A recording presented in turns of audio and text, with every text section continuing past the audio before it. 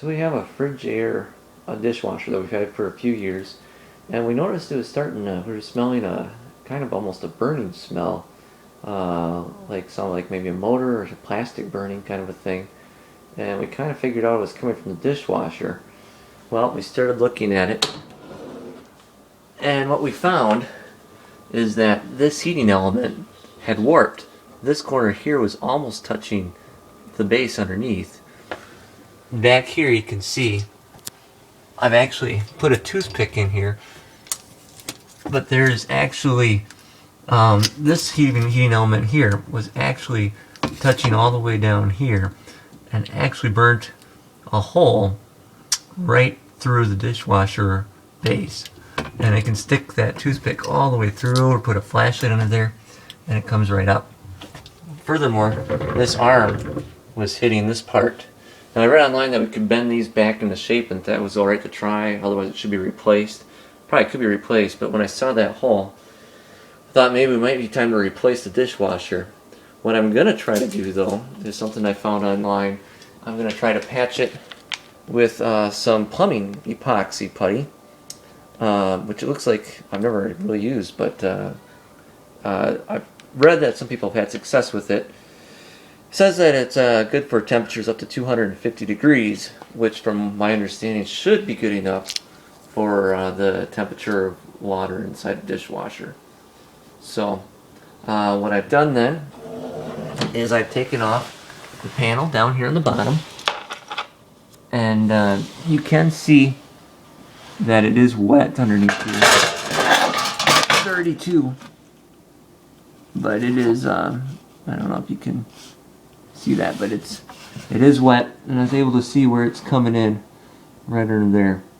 So we're going to try to use the plumbing epoxy and see if we can't get this fixed up. Save us having to replace the dishwasher. So I took the epoxy out.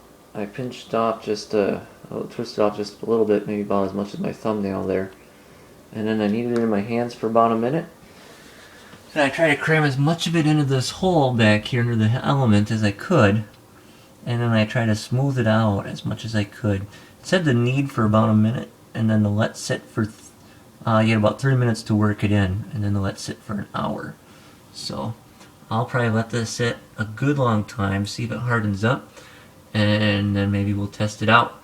In the meantime, I'm going to dry out the underside as well, and make sure that we get, that way we can test and see if it really is working or not. So hopefully this works, and hopefully this will help someone else out fix their dishwasher and save a few $100. So I let this sit overnight, and this is pretty hard now. So I think this might actually work. If you look at that, it seems pretty solid. I got the heating element bent so it's back, it's not going to hit the ground or that arm again. And I am going to test it a few times here this morning. I put a little bowl underneath there, and I'm going to run it with water and just make sure it doesn't leak at all. Got her all dried up underneath here, and hopefully it works. I think we got her fixed. I'll let you know if there's any issues. Otherwise, I think we're good.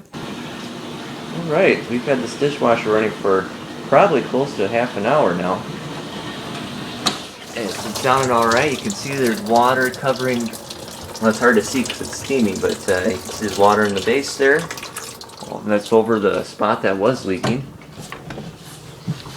And underneath here, my bucket and everything is still dry.